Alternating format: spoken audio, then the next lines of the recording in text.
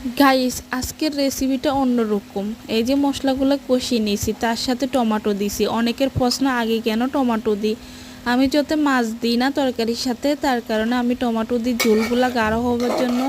যাতে এখন গরমের সিজন, তার কারণে টমেটোগুলা খাইতে অনেক ভালো লাগবে। তো আমি টমেটোগুলা লেড়ে ছেড়ে দিচ্ছি। আর গাইস দেখেন, এগুলো হচ্ছে দেশি ধনিয়া পাতা। এত সুন্দর ঘ্রাণ, অনেক ভালো লাগতেছে। হ্যাঁ, প্রথমে দেখলে কেউ দেখলে মনে করবে যেগুলো ঘাস ঘাস না, এগুলো কিন্তু ধনিয়া পাতা। আর এইখানে কিন্তু আমি সবজি নিছি, এগুলো বিভিন্ন রকমের সবজি এই আছে এখানে।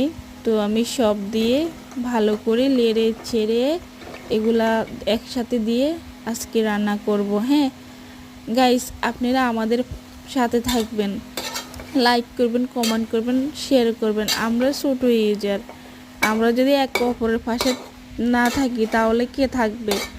আপনারা কমেন্ট করবেন, কমেন্ট করলে কমেন্টগুলো দেখি আমি আপনাদের আইডিতে ঢুকি আপনাদেরকে লাইক কমেন্ট শেয়ার ফলো করে দিয়ে আসবো।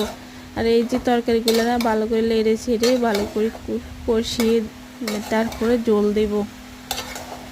আমার রান্নার ভিডিওটা আপনাদের কাছে কেমন লাগলো আপনারা কমেন্টে জানাইয়েন। যদি ভালো লাগে আমি আরও দিব। আর ভালো থাকবেন। আল্লাহ হাফেজ। আপনারা নিজের দিকে খেয়াল